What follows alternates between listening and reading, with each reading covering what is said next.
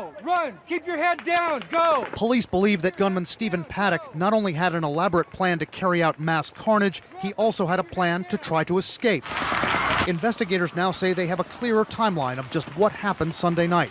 The shooting began 3 minutes earlier than thought, at 10:05 p.m., and lasted for 10 terrifying minutes. This newly released video shows victims fleeing along Las Vegas Boulevard, still in the line of fire. 32 stories up, at 10:17 p.m., the first police officers on the scene arrive in a hallway like this one and find security guard Jesus Campos shot in the leg. Police say it's this first interaction that suggests Paddock was not planning to die in his suite. Did you see any evidence that he planned to survive this or try to escape? Yes. Can you tell us what that is? What's that? I can't tell you. Police now say Paddock had barricaded the stairwell next to his door, similar to this one, and had set up an elaborate system to monitor the hallway, including more cameras than first thought. 2 on this cart, 1 in the door's peephole, and another inside the room. They say when he saw Campos on a screen, he unloaded more than 200 bullets, some through the door, into the hallway. I believe because of his countermeasures placed in the peephole and in the hallway, he observed the security guard, and he was in fear that he was about to be breached. At that point, police say Paddock stops firing on the crowd. The sheriff believes he has turned his focus from killing to getting away. So he was doing everything possible to figure out how he could escape at that point.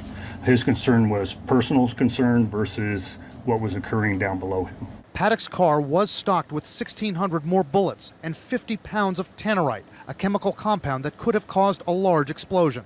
There's one of 3 ways that it's going to end for an active shooter, and they pretty much all know this. From a room 2 floors above and just down the hall from the shooters, former Las Vegas SWAT team officer John Sheehan told us he doubts Paddock could have ultimately gotten away. You're either going to commit suicide, you're going to die in a hail of gunfire with the police, you're going to shoot it out with them and you're going to be killed, or you're going to continue on a pre-planned rampage at locations B, C, D, and E until the police finally stop you. So you don't believe escape meant escape for good, just to... Brian, how could it? How could it? Because he rented the room in his own name. He's already on video coming in and out. We know who he is. He's going to be the most wanted man in the world if he does try to leave here. Sheehan describes the gunman's setup as well defended and carefully planned, with a commanding view over the concert venue he targeted across the street. His deadly preparations all visible in these crime scene photos leaked to the Daily Mail, which combined to show a panorama of rifles with bump stocks, stands, scopes, and stacks of ammunition. And tonight, authorities say the suite was not the only room Paddock booked.